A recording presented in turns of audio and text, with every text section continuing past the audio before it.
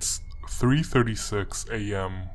I am writing this, not as a cry for help, for I fear that it is too late for me, but as a warning for all of you. My name is John Waters. Recently, I had a change in place of work that required me to commute an hour and a half. At first, I didn't mind the drive, but then over the course of the next few months, it began to be something that I found myself dreading. This being the case, I kept my eyes open for any houses or apartments that I could afford in the area. That's when I stumbled upon a very nice house that happened to be in the local mill village. I was hesitant at first, but the price was unheard of. I booked an appointment with the realtor, and a few days later I met with her at the house. I made sure to arrive a little early so I could explore the exterior of the property unsupervised. The house was beautiful, and so was the rest of the neighborhood. All of the houses were well kept, much unlike most other mill villages that typically fell apart once their mill had shut down. I walked around the house admiring the yard and all the plants along with it. The siding had a new coat of paint, and the yard appeared to have been recently landscaped. This house was clearly worth more than they were asking. I knew there had to be a catch, and that this was too good to be true. As I walked back around the front of the house, I noticed one of the homeowners next door out watering in his yard. He turned towards me with a blank look on his face. Realizing that this could be my neighbor soon, I decided to be friendly and waved at him with a smile.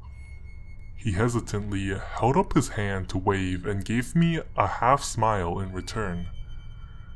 There was an odd look in his eyes that gave me some discomfort. I noticed that he wasn't actually watering anything. The hose pointed straight up, and the steady stream of water poured onto his concrete driveway. I frowned at the sight of this, but my attention was taken away by the sound of tires on the pavement as the realtor pulled in. She gave me the grand tour, talking up every amenity that would be included in the sale. I have to give her credit though. She was very good at what she did. I was in awe at every room. When the tour was over, we sat down on the perfectly staged couch in the living room and negotiated the price.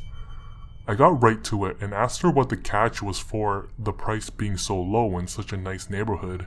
Her eyes slightly opened wider, but she immediately regained her composure. She stumbled over words when she told me that most of the people gave mill villages a negative connotation, and that makes them hard to sell. I slowly nodded and found myself considering the possibility of being stuck at the house with no resale value. I think she noticed my hesitation because she was overly quick to tell me that if I signed the papers today, she could knock off an additional $5,000. I should have questioned it. I should have thought it through. I should have weighed all my options. Yet it was such a good deal that I knew I couldn't pass up. I signed the papers without any further questions. After the closing process, I started early in the morning and got all of my things moved in and made the place look like home by the end of the day. I ate some pizza, had a few beers, and went out to the front porch to watch the sunset. I looked around and saw people working in their gardens and kids playing in the yards. It was all so nice. I noticed the door of the house across the street opened up to reveal an older lady with a pie in her hands. She waved at me with a huge smile as she crossed the street into my yard. I greeted her and told her my name. Hers was Anne. I received the pie from her as a welcome to the neighborhood, and we both sat down on my front porch and got to know each other. She was cheerful and frankly just a happy person. The smile, that she wore seemed to never leave her face. Then the sun went down. Anne looked up at the new darkened sky and immediately shot up from her chair. I thought it odd and asked if everything was okay. All she told me was that she had to go clean her house at this time of night, and the way she moved so quickly caused me to believe otherwise. As I watched her descend the porch steps, I noticed that she wasn't the only one going inside. People stopped guarding and kids stopped playing. Everyone was heading inside their home.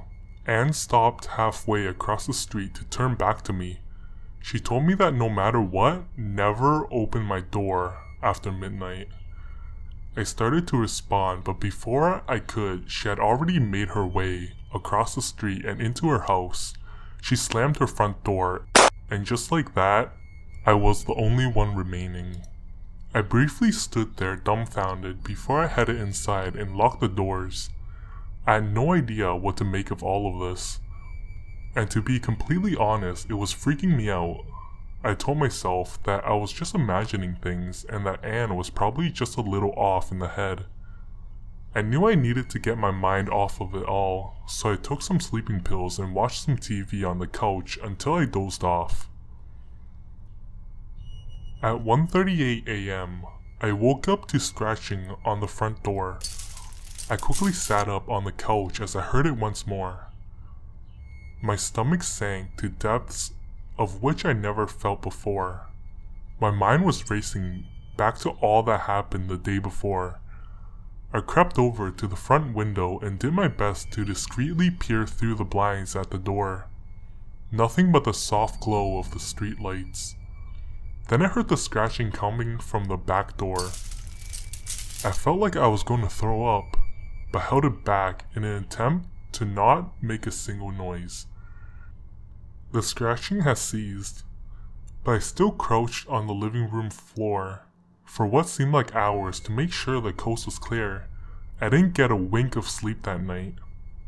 The next few weeks went by a lot more smoothly. After not hearing any more noises in the night, I chalked it up to just being some raccoons looking for a free meal.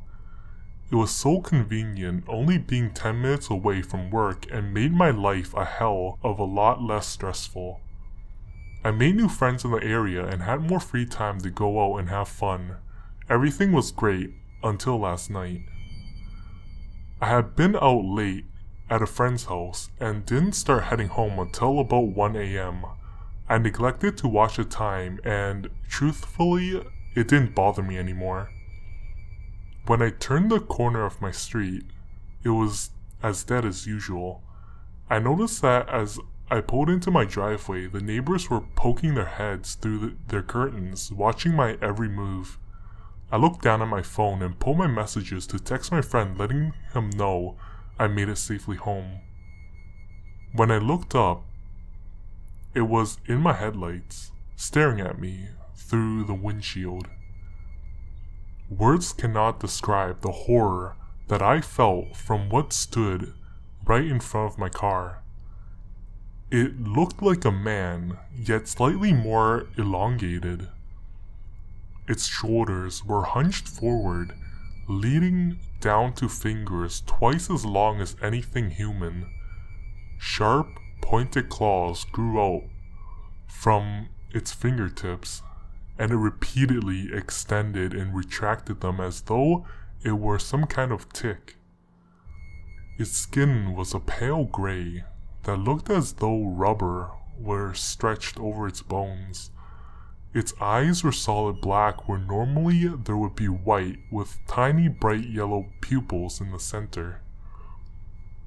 It took a step forward, scratching its long and bony legs, claws digging into the ground. I panicked and threw my car into drive and floored the gas. I must have hit the creature with a good amount of force because it flew back a few feet before landing on the grass and taking off in the woods. The neighbor next to me, the one with the hose, opened his door and rushed to my car. He grabbed me and we both sprinted into my house and slammed the door behind us, locking it up tight. I sank down to the floor with my back against the wall, attempting to catch my breath. My neighbor held out his hand to shake mine and said his name was Frank. I asked him what the fuck that thing was. He said that no one knows, but real late at night, that thing walks the streets, looking for any living thing that still remained outside. For reasons unknown, it has never broken into anyone's house, so it has become common knowledge around here to shut and lock your door every single night after sundown. When the first sightings started happening, the people of the Mill Village gathered together and decided that getting the police involved would be useless and only cause more problems. No one had been killed so far, but there was no doubt that the creature had sinister intentions for the townsfolk. Frank even said that pets would go missing here and there, most of them never to be seen again. The ones that did come back though, never acted the same afterwards. I asked him why he was staring at me that day that I came to look at the house, and he said that he was just shocked to see someone new move in. Apparently no one new had moved into the mill in over 20 years. Frank and I talked until the sun came up this morning. It was comforting having someone else around to experience all of this with. I didn't go to work today. I didn't even call in. I was paranoid and in shock from the horror I had witnessed last night. I sat on the couch in front of the TV all day long, unable to think of anything else. How could these people just accept that thing being out there stalking the streets at night? The sun began to go down, so I grabbed the baseball bat that I kept by the front door for defense. I sat on the floor facing the front door, not taking my eyes off of it for a single second. Around 2:30 a.m., I heard the awful sound of a man screaming coming from outside.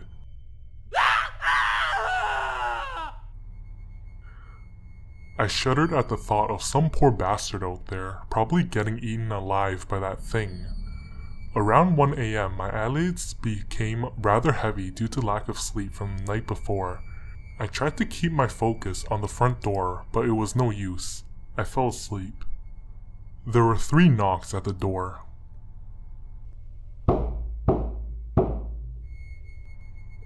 I opened my eyes and laid there, hoping it was part of a dream that I was having.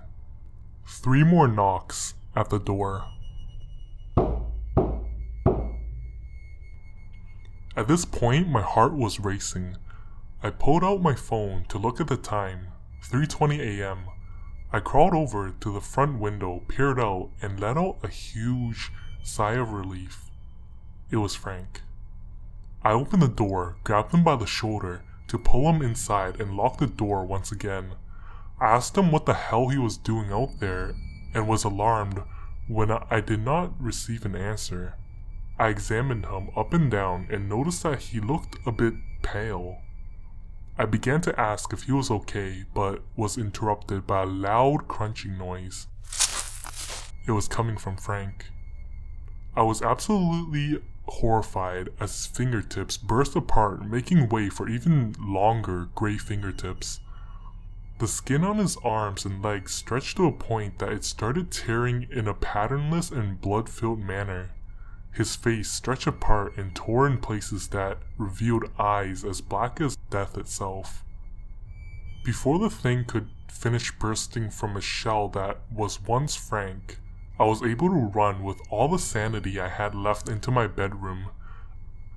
I hid in my closet and barricaded the doors shut from the inside. It is now 3:36 a.m. I can hear it crashing throughout my house. It's getting closer. I am writing this, not as a cry for help, but I fear that it is too late for me.